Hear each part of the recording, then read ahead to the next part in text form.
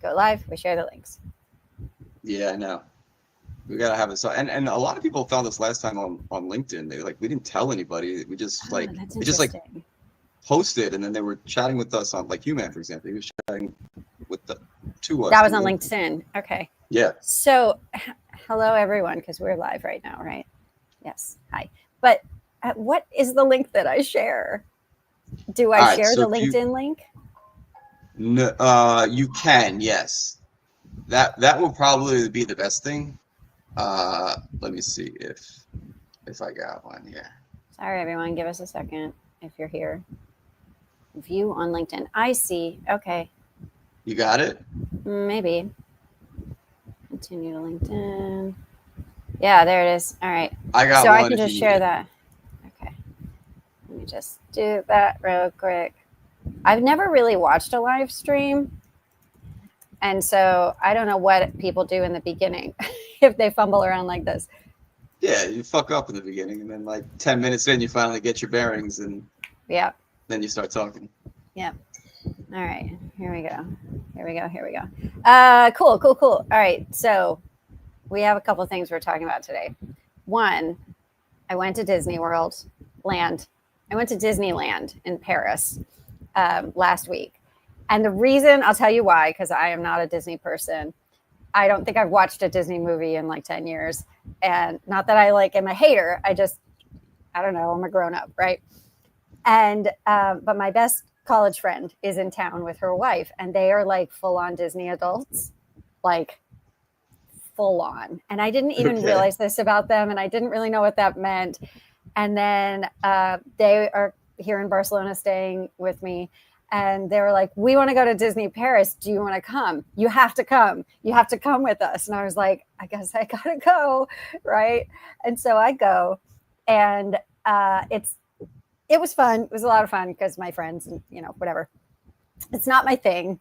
I am not going to be a Disney adult now. But walking through that park, and we were there for 3 days, was a fascinating, picture of brilliant UX, just brilliant UX. Okay. I couldn't stop. I was just like, this is everything every piece of software should be. Every product, every experience. And so the whole time I was there, I was typing notes on my phone of this is amazing. This is amazing. This is amazing. And to be clear, I am not their audience, and I probably will never go back. But God, there were just so many things. Okay, so I'm just gonna read you the notes from my phone, and stop me at any point. Okay. Okay. So first of all, it is so goddamn hot when you are walking around a park, right? It's sun. There is shade, kind of, but it's uncomfortable. Summertime, sweaty, so sweaty, just the sun, everything. And still people are so happy to be there. So there's this when you are launching your MVP, right? And you're people will put up with a certain amount of shittiness if it does the thing that they need it to do, right? Maybe the design is kind of shitty. Maybe there's, whatever. There's some bugs or glitches or whatever. The glitch in Disney is the sun. That's the sun. And you really thought about this. Oh my God. It just was all my brain.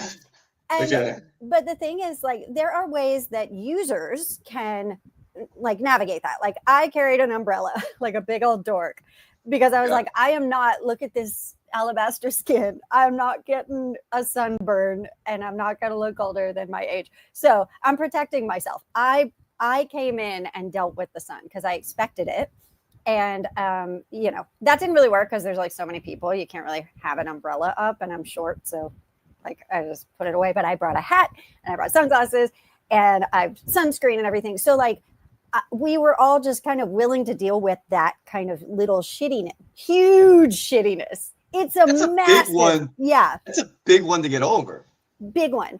But it's worth it if the value that it's providing is if you want that bad enough, you will just put up with it, right? Yes. Now, Disney could put shade areas, and they do to a degree, right? They could build more, they could do more, but they know that people are just okay with it. They'll just go along with it. So point one, that was point number one. Okay, I like and it. I think about it with like Bubble, right? Like Bubble has pretty like not great design, the design, right? I could give a shit about the design of Bubble. Like I want the UX to be good, but the actual design, I don't care if it's pretty or not. I don't care. And I'm a designer. I don't care because it does the thing that I need it to do, right? So I think there's some value in that. Like, well, like Disney could put in a bunch of like shade things or give everybody a hat or whatever, but they don't have to, so they don't. And they've had parks for how many years? You know what I mean? They've just said we are not doing that, right? Yeah. Yep. Okay. Okay. I want to hear the rest of your points and then talk about it. There's a lot of them, John. So yeah, there's. Okay. So feel free to. I might forget some then. Okay. Well, I mean, I think that yeah, I think that like if we're applying this, like the analogy that you've created to like software in general, I think it's more like what's interesting here. And like, yeah, like I think that if you're, like you said, if you're getting the value, you'll overlook the glitches, the poor design. In this case, like the value is the experience, which is kind of confusing, right? Because we're like talking about a user experience, like the experience. So like that is the value, but that is more important to you than how friggin' hot it is and like the fact that you're standing in 100-degree weather, right? Yep. Like that's the okay. All right, I'm tracking. Yeah, it's a judgment call, right? Like for me, I'm like, it's too hot. I'm not going to do that again. I don't want to, right? Because it's just too much. But for people who are like really, really into it, they are going to like overlook that part of it. Yep. And what's amazing is like my friends are. I lost my thing. My friends are like suburban women. Like they don't deal well with the heat, right? Like they're here in Barcelona and they are ready to die because I don't have AC and it's sweaty in our apartment and like it's hot, whatever. They just want to die being here. But at Disney, they're totally fine with it. It's no complaining? No complaining. Nope. Partly because they anticipate, they know. It's not a surprise, right? They have been many times to Disney. It's just not a surprise. So they're like prepared for it, I guess. Whereas like here, they just were not prepared for it, which is fair enough. I should have prepared them better. Anyway, okay. All right. Next thing is this was these aren't really in an order. Okay, I'll tell you this one. Okay, so Disney is a theme park. That should go without saying, but I did not understand what kind of theme park it is because I went to Disney World, Florida when I was like 5 years old. Very little memory of it, right? But going as an adult, like I just didn't really know what you do there. Like I just didn't know. Well, it's roller coasters. It's like rides and roller coasters. Have you been, John? I like you, like when I was 7 and like, I might have gone back as a teenager, but I didn't know what I was supposed to do there as a teenager. Yeah, going as an adult, I'd had the same like expectation as you. It's like, what am I supposed to do here? Yeah. Like, yeah. Well, so what I realized is it's Six Flags, it's whatever, pick your theme park, right? It's roller coasters. But so it does the same thing as all these other things, right? It's like project management.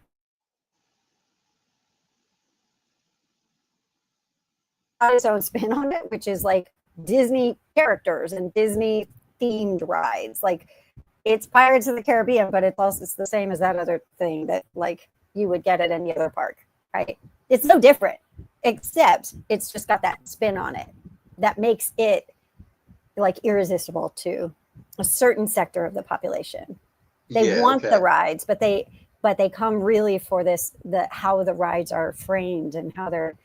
Does that make sense? You know what I'm saying? Yeah, it cut out a little bit there. I don't know whether it's you or me, like, but the internet cut out, so I kind of like got like 80% of what you said. Okay. Yeah. But it sounds like the experience, like the way that it's themed, is what you're really going for, and the rides there is kind of like something to do while you're there, but it's like not the most important thing. It's not. However, they are very good. Like the rides are very good. It's not like, oh, it's really just Disney. And this is sort of the big takeaway that from all of this. The rides are, I mean, I don't really ride roller coasters. Like I haven't ridden roller coasters in many years. It's just not, I don't care, whatever, they're great. But like by their account, my friends who are roller coaster people also, the rides are like very, very good, right? So it's not like they just rest on the Disney part of it. Like both are exceptional. Okay. Right? They don't like scrimp because they're like, well, everyone will just come for Mickey or whatever. They're just very good at what they do, right? Okay. I'm going to move on to onboarding. Okay. So if you wait in line for a ride at Disney, it could be an hour, it could be 2 hours, it could be 4 hours. Paris is like smaller than the other one, so it's shorter lines. But the onboarding to the ride is just like you should build in software, where it's like, number one, broken up into different segments, right? Let's say you're onboarding to your whatever you're building requires a ton of information from the user, right? If you put that all on one form, they'll stop filling it out and they'll just leave because it's just overwhelming and you're like, oh, I'll never get to the end of this. You kind of feel like it's just going to be forever. Well, if you break it up into stages, 3 questions and one thing, and then click next and it goes to the next thing and whatever, maybe then it takes you somewhere and you, I don't know, watch something or do something, and then it continues the onboarding somewhere else. That's how Disney works. That's how like the rides on Disney work. You'll have basically like, okay, if you're getting onto a roller coaster at Six Flags or whatever theme park that's not Disney, you're just walking like this for like 2 hours. You're just going like that, right? What Disney does is it goes, okay, do, and then it puts you into a different building, and you're like, do, and that building is like incredibly, like it's themed with the pirates and all the crap and whatever, and the lighting is interesting. There's stuff to do and look at while you're there. Yeah. Maybe there's some character that'll like scare you or whatever, and then they put you in this other, like you exit that building and now you're in this other line, and there's, I don't know, a movie or something to watch, and then you're in another thing. It just segments it so that you never feel like, oh my God, this is taking, I mean, you do feel like that because it really is taking forever, but they have done everything they possibly can to make it like actually enjoyable to be in. It tricks you. It tricks you into feeling like you're not waiting for this endless line. And okay, so I can draw a direct parallel to something that we're working through right now in our app, where it's like, we shortened the onboarding significantly. Like it used to be that we had all these questions that they had to answer, and like they went through this like process of like, filling out their profile and stuff before they could like book a connection. Mm-hmm. And like there was huge drop off. As soon as we minimized that to like 4 fields, and that just took them through like directly through it. And then once you get in there, there's more stuff that you can do, but it's already beyond like the sign up process. So it's like, okay, there's a little bit more here. I'll answer these 3 questions. Like that made a huge difference. Our activation rate shot up as soon as we did that. So like, yes, that is like a trick of the brain where you're still doing the same thing. It's just broken up into like something that you can feel good about. Like, oh, I accomplished this, and now I'm on the next step. And like, instead of just like, I have to fill out 8,000 questions before I do this. I'm not going to even do this to begin with now. So like, totally. Yes, that is an experience. Well, and like, let's say it's a really short line at this point. Like it's a ride that sometimes has a 3-hour line and sometimes has a 10-minute line. Well, when it's the 10-minute line, they just block off all the other stuff. You don't have to go through all the other stuff. You can just bypass it and you can go directly to the thing, right? So same thing if you're this kind of user versus this kind of user, or I don't know, whatever, like you giving them sort of ways to make it easier, more fun. Like if you can put some fun into your onboarding flow, that's hard to do, right? But it's just, anyway, I was so impressed with that. So impressed. It's very hearing that, it's so funny because you don't think of software when you're thinking about an amusement park at all, but it's the same, like you're still trying to get people to like do something and pay for something and not be miserable while they're doing it and like make them come back. That's a human thing. It's not a technology thing, right? Yeah, exactly. Everything has UX, everything, right? Well, Yeah. and the other thing is like a ride is 1 minute long and you'll wait for 3 hours in line. And so they make that experience like not terrible so that you'll be willing for just that value is so small. Do you know what I mean? Like the value is tiny. It's tiny. That's honestly why I like, my friend went to Six Flags like last week and he asked me to go and I'm like, it's gonna be like 100 degrees and I hate waiting in lines. Like I'm not gonna do that. Yep. Well, that brings me to upsells. All right, upsells. Disney is friggin' full of upsells. So you buy admission to the park, of course, right? That's it's like, I don't know, $100, $200. I don't know actually what it was. I have to pay them still for it. And you can do all the things. You can ride the rides, see the characters, go into all the buildings, whatever. But if you want the convenience of skipping the line, or I'll tell you about another thing in just a second.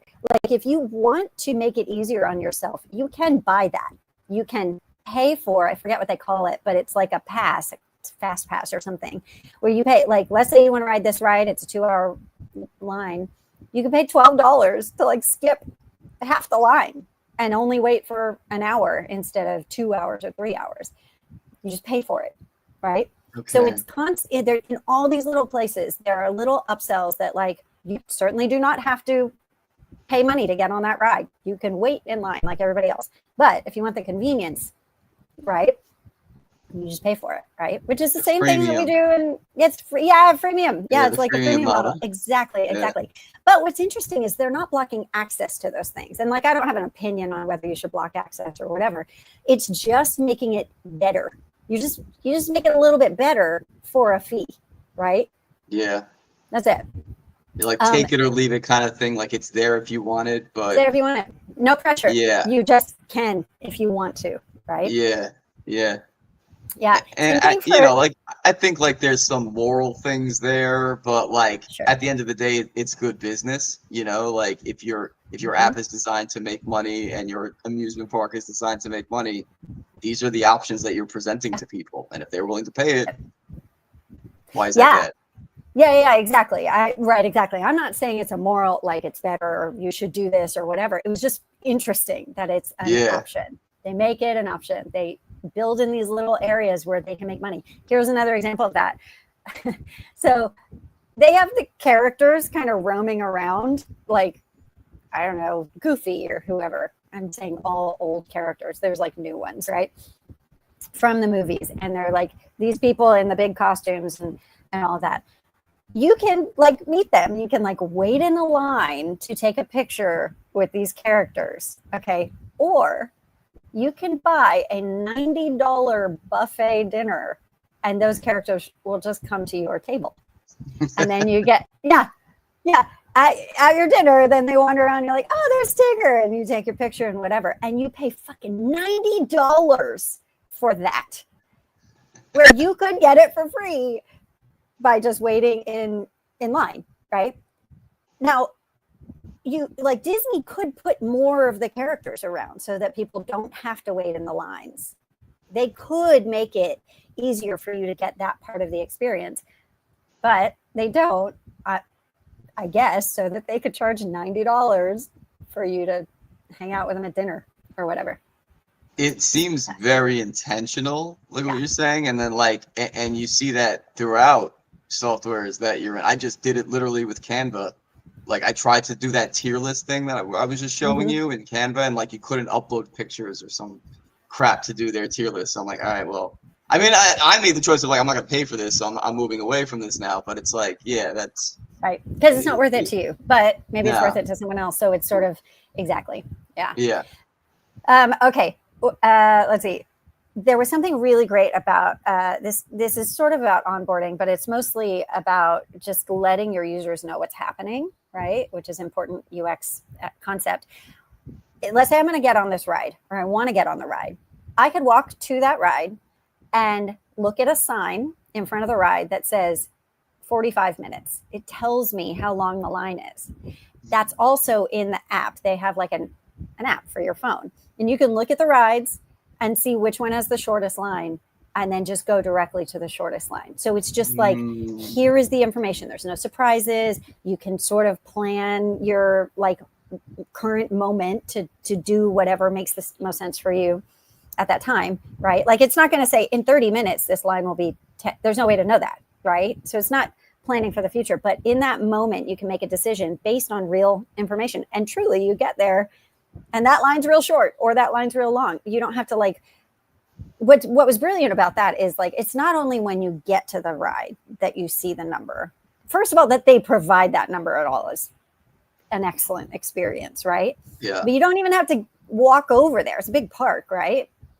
You can just look at your phone and it tells you. And there's, what's the value for Disney there? That it costs them to put the sign up and have someone always change the number and whatever. Like, there is no value for them that I can think of other than just, I don't know, people being happier, right? Yeah, There's no like monetary value. Yeah, but making the experience better, right? Like, Yeah, that's literally it's just the for the only user. thing. Yeah. Yeah. And like, who would have thought to do that? That's not an obvious kind of thing, right? Yeah. So like, this whole thing is like experience, right? Like, Yes. this is kind of helping me understand what user experience means, because I always get that mixed up with UI. And like, this is like, okay, it's all of the things that like make this, like, I want to be here. Everything that like I want to be here. You're not really there because of maybe it's like coloring and stuff, but like, just, I guess it's more like how you feel when you're there, right? Like, on the software, on the app, do I feel like this is a scam? Do I feel like do I know what I'm getting into when I start this, right? Like, all those, as a user, those are all the things that I'm questioning when I use something. And you're saying that like Disney has really figured this out to a T, where it's like, we know, we have paid attention to everything that our they're not users. What would you call them? An invitation, Guests, an invite, maybe. whatever. I don't know. Yeah, would feel when they're here, and we've like tightened everything up. Everything. The attention to detail, it's like astounding how tiny things have, and I can't think of an example right now. I wish I could, but just like, I was going through a ride and it's like, everything's fake. You know what I mean? It's like huge rocks, boulders. That's, I don't know, some sort of like cave that you're entering or whatever. And like, it's so lifelike. It's so lifelike, or it's a rock. It's not alive, but like, you know what I mean? Like, this is a plaster thing or something, but it's so incredibly detailed and beautifully crafted. And this is, you're just like, I don't know, walking through one little thing. It's just one little thing. It's not the castle or the main attraction. It's one little thing of millions of tiny little things. And the attention to what they have done with that one little thing is just so extreme. And that is everywhere. Like, it's just so clear how much they care about invested the it craft. too. Like, yeah, imagine how many man hours went into like figuring all that stuff out. It's got to be like astronomical. How do you do that? In like, here's the problem, I think, when it comes to, again, I'm trying to tie all these things back to software. It's really hard to do that, especially as a solo developer, because you can go through the app and see like, oh, this is kind of a shitty thing, this looks weird, this is but you can't like know, like, you're not thinking of it from like the person who you intend this for, like why they're there and what their problem is that they're trying to solve with this. So you don't know what's like extra important to them. It's really hard to figure that out without the mindset of like, I am a guest at Disney, and these are all of the things that like I would make this better, you know. And it's even hard to extract that from people, because like they don't know. They're just like, I don't know, it's kind of good, it's kind of bad, but like, it's so hard to pull that info out of them. You Well, know, it's I like someone has think to be so focused on it. part of the key there is that the employees of this park, they call them cast members, even like the guy who empties the trash, the trash is a cast As a member. cast member. Yeah, I think they're all fans. I think they are all customers, so they know what's annoying, and they like. There's just always feedback because the people building the thing are the people going to the thing. I think this is an assumption. Interesting. Yeah, and I say this because my friend has daughters who have done internships at Disney and then worked in Disney, like worked at the park for years. And so like they grew up as Disney kids, then they joined and then they contributed to it. I think everyone there is like in it. They are Disney people. So I think it's that, what do they call that? Like eat your own dog food. Have you heard that? Your own dog No, food. I haven't heard. But I think I understand. No, like just use your product, right? Yeah. It's hard to understand the mind of your customer if you yourself are not a customer, right? Yeah, what you were just saying, right? It really is, and like especially because I know what I'm supposed to do when I'm there. Like I built this, so I know the way it's intended to use it. No one will know that though, like if had it, like I have such a different perspective from like that. But yes, I think that's one interesting way to like get around that is like if your employees are raving fans and want to make this a better product and they actually use it, then they were using it before they were employees, then that's a different perspective. That is not like my perspective. This is the problem with Bubble that we all kind of complain about, is that their employees don't seem to use the product. So interesting. Yeah, so they don't. Some do. I know for a fact that some do, but like all of them. Yeah, I know what you mean. Yeah. I don't know. They can't use it as much as we do. I mean, there's, Andrew and like they are Bubble developers. That is their job. But everyone else on the team their job is something else. They don't use it as much as we do, of course, because we're in it all day, right? Interesting. And they might build something on the weekends, or they have to do that during their like onboarding onto the team. They have to build something, right? But they may never touch it again. That's what I understand, right? Let me ask you something. When you're using Bubble or any others, are you like? I have a hard time stopping and saying like, oh, if it did this would be a better experience. I have to be like really paying attention to that. Like, I don't notice when I'm being annoyed, really, like when it's annoying me, and until after I'm done and I'm like, oh, like, fuck that app. I've already written it off. You know what I mean? But in the moment, I'm like, I'm not like spending the mental energy to say like, oh, this would make this a better experience, because I don't care about what I'm using. No, that's not true. I think it takes pause and reflection to really pay attention to what I'm feeling as I'm going through this, and like what would improve this. Like it takes some like mental energy when you're trying to do something else. Like you're not doing that. You're trying to do something else. Do you find yourself like really focused on that stuff, like wherever? It's just automatic in my brain. Like my brain goes immediately to that. Like immediately, like how could this be better, or what's annoying about this? Yeah. I'm not trying to do that. I think it just kind of does it. This might be like a personality thing. You know what I mean? Like I think that's a personality, because I have to like pay attention to what I'm thinking in order to make that conclusion. You're like always doing this, like not because anyone told you, just because that's the way your brain works. I think it's because of the way my brain works, and also like I have a design background, so my work has always been thinking about that stuff. You might have trained yourself to do this also. Yeah, probably. Yeah. Interesting. Yeah. Okay. All right. I only have a couple more. A few more. Okay. It works for adults and for kids. This place ostensibly is for children, right? But adults have to bring the children. So Disney did this really smart thing where they were like, we have to make it enjoyable for the parents. Otherwise, they won't spend the money to bring their kids there again. Right? So it has to be fun for the adults, which is why I think then the kids grow up and the adults still come on their own without the kids. You have all these like grown ass people wandering around Disney World. So they have done such a good job going like, who are our users, and not just focusing on the obvious user, the children, right? Because the kids don't have any money. Kids can't get to Disney World unless the parents they're pay up. not your customer. Like the customer is almost twofold. It's like you have to have both the child and the parent. Like they're both one customer. Yep. And they both get served equally, right? Yeah. Yeah.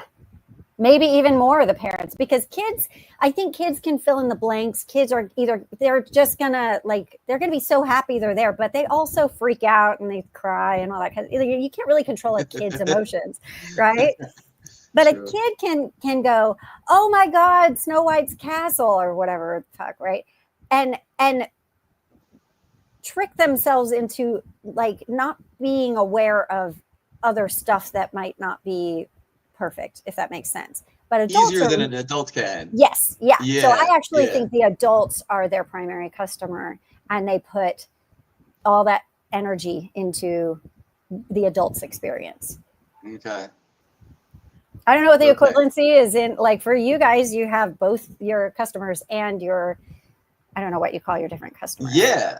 Right? No, that's very true. This is like two-sided marketplaces, and just any kind of application that has more than one user profile, like who do you focus on? I struggle with that all the time. Mm-hmm. Are we focusing on the customer administrator side? Are we focusing on the member experience? Like, yeah, we can make these analytics look really good, but if no one's using the platform, they're useless. Like they're not gonna, like I'm always like balancing that.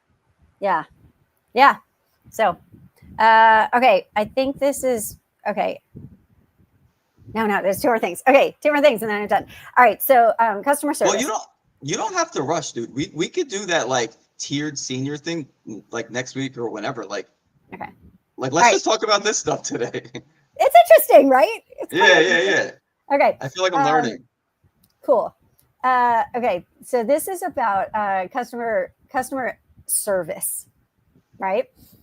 Because I haven't been to the Florida Disney World like in so long, I have no reference point. All I know is what my friends have said, because they go to the Florida one all the time, and then we went to the Paris one.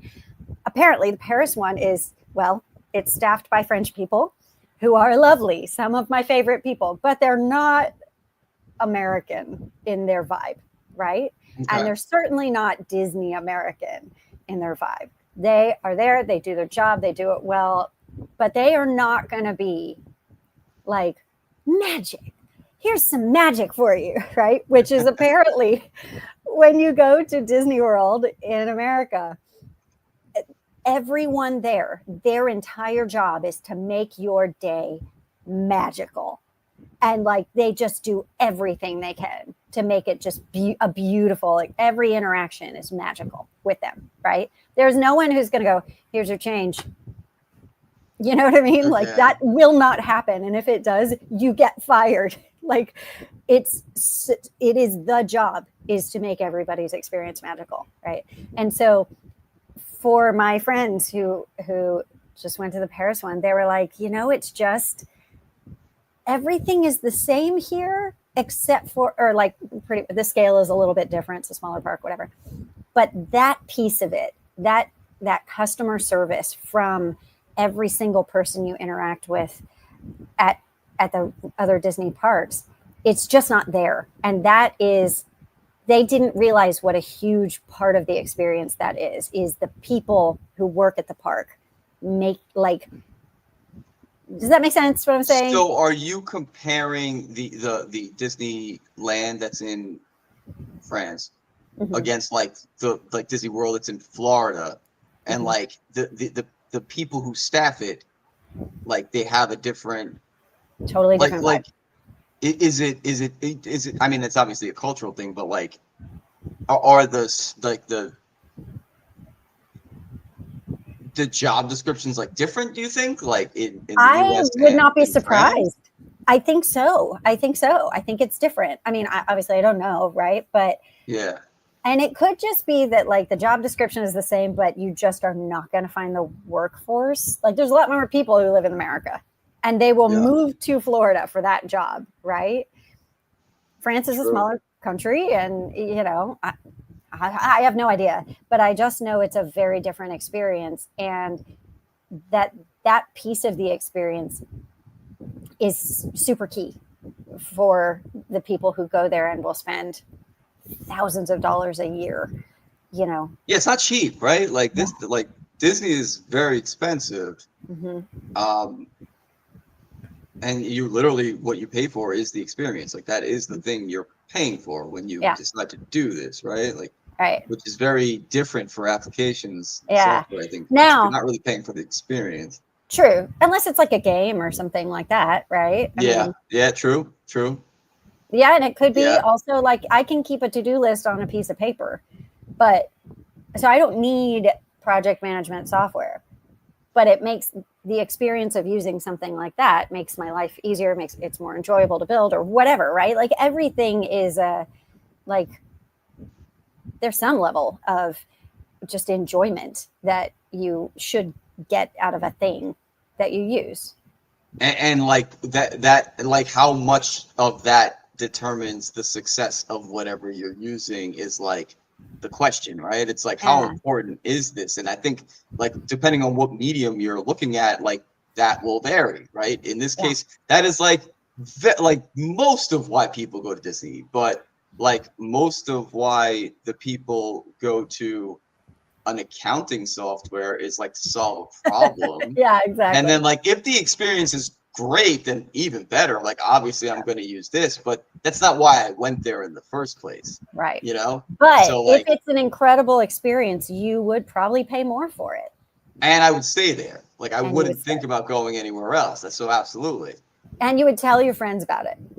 Like think about just this like walking around that park, there are people, everyone there is wearing a Disney shirt that they paid like $40 for, and a Disney hat that they paid $50 for. Like there is just an earnest, like very pure enthusiasm for that thing. No one was ironic. I did not see one person who was like, had like a, I don't know, there's like a murder Mickey. There's like memes of like murderous Mickey Mouse. Yeah.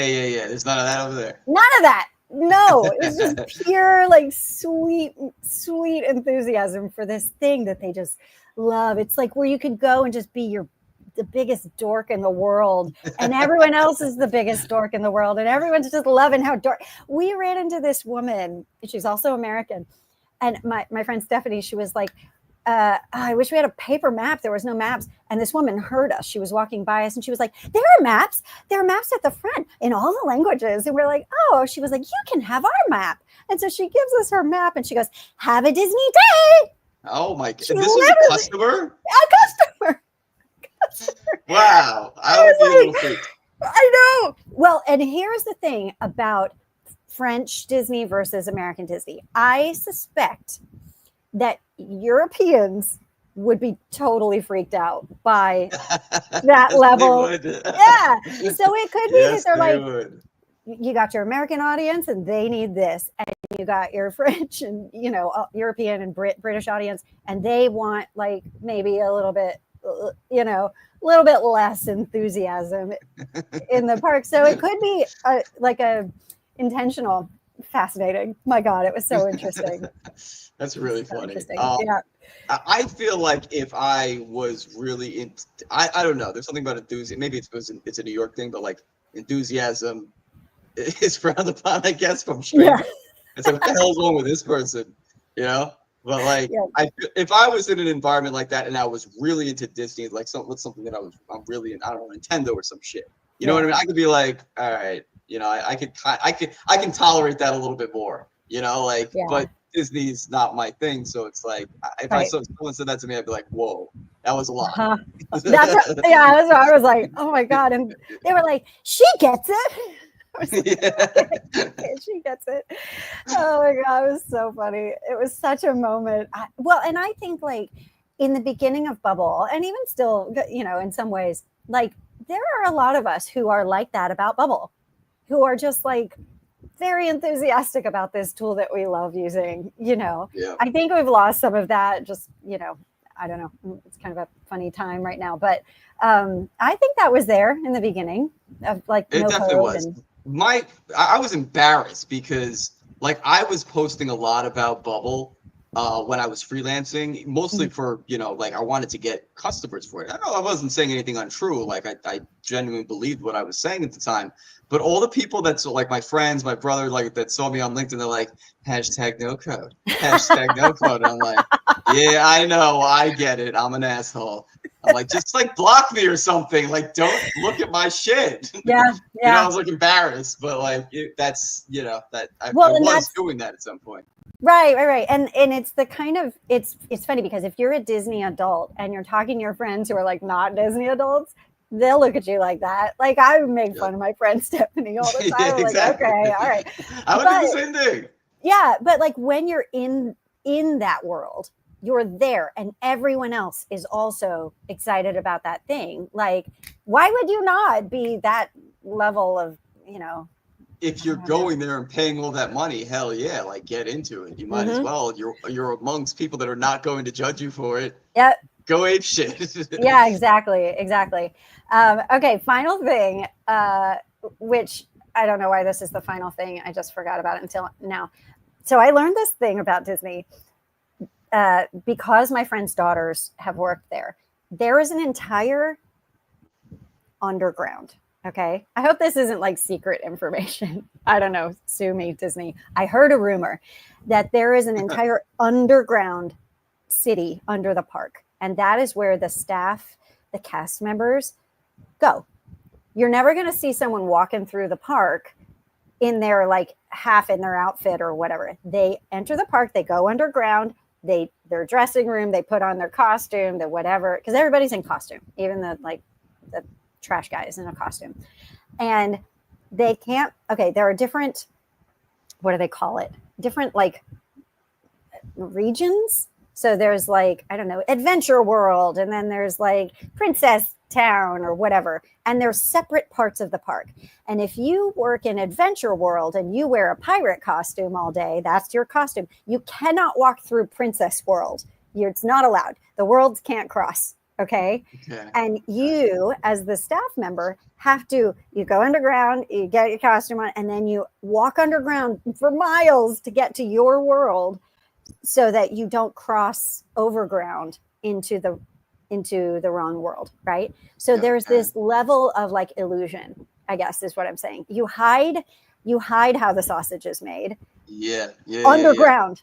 Users don't see that, which is exactly what we do with like back-end workflows. And, you're not going to tell the user everything that's happening to make this thing work. You hide it. This magical shit just pops up onto the screen and it does what you need it to do. Like that's what do you call it? That's like kind of our job as the dev, right? Like make this seem like it's effortless and like no thought when it's like obviously this is what happens. There's like thousands and thousands of hours of what made that happen. Yeah. And I just never would have thought about, I mean, that's one of the cool things about this is like, you shouldn't know about it. Like people should not know how hard it is for you to build your software, right? Yeah. Because you should make it look easy. And like, I never thought about that with Disney. People just appear in their costume. You don't see the pirate walking through the princess castle because it's not allowed to, because that would, give away some of that magic. So, anyway, there is like I think some kind of like tendency sometimes when something was really difficult to do for us to be like, oh, this was a hard one, but like no one cares. Number one, no one cares how hard that was to do, and two, it's kind of like don't tell them that, because when something's easy, like you're not going to tell them, hey, that took me 30 seconds to do. Just keep it to yourself. Like you don't know how long this stuff takes. Let's keep that a mystery. Some of the shit's gonna be really difficult. Yeah, and the thing about Disney is that number one, that's a very expensive way to hide stuff. To build an underground city, like dude, right? But also, two, they had to have planned that from the beginning. I would guess. You can't just improvise an underground city because like, oh, we need to solve this one problem. Like they put a lot of time and effort and planning into that. I would guess, before they actually did it. And number 3, which I lost. Oh, number 3, once you have that in place, that structure in place, you can do even more with it. You can use that underground city for, I don't know, whatever, like all kinds of things, not just people. Like ostensibly the purpose is for them to get from point A to point B without being seen. That's the purpose of the underground city. But also, it's where you get dressed. It's where you drop off your costume to be laundered. It's where the costume fixing stuff is. Like there's seamstresses down there. It's where you eat if you're a stat. Like there's so many other implications for having that space and having like premeditated, like, oh, this is going to be useful at some point, you know, for like all kinds of things. Yeah. And I wonder how you learn that, because it's hard, like in this day of MVPs and like, you know, like put the skinniest thing out that you can. Not really building for scale in the beginning. You're building for like, well, but this is like Disney has been around for a long time, and they probably made hundreds of years worth of mistakes before they got to the result that you just experienced, right? So this is many years of progress. Yeah, it's true.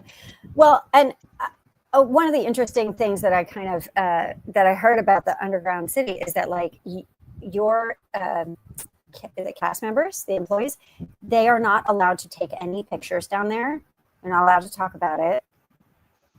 I probably should not have mentioned my friends' names so that they anyway. So like they're not allowed. Well, they don't work there anymore anyway. But it's like it is meant to. You have to keep the magic, right? So it's like, and if you take pictures or whatever, even just like with you and your friend, I'm pretty sure you get fired. Like it's very serious keeping that illusion going.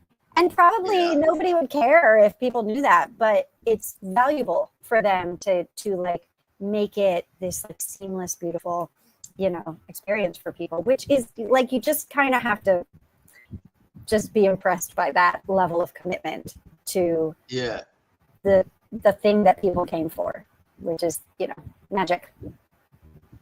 I like that you like the whole time you were there, you were thinking of this through the lens of a designer, like, and you can appreciate the effort that went into that. I would have not had that experience, like guaranteed, but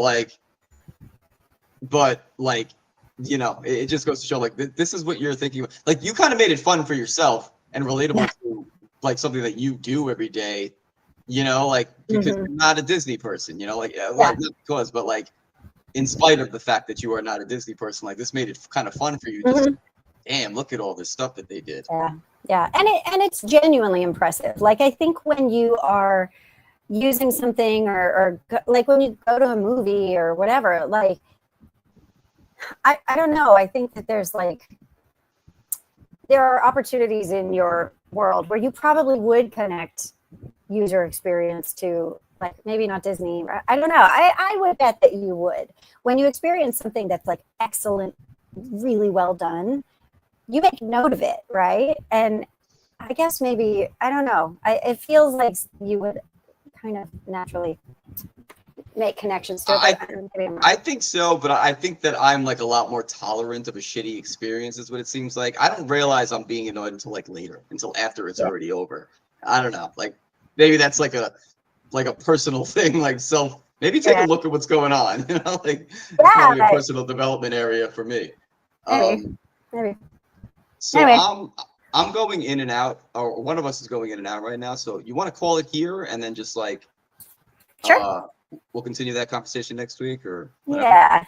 Yeah, it's probably me. I'll be in Texas next week, so much better internet. All right, you want to take us off from the bye everybody. Later.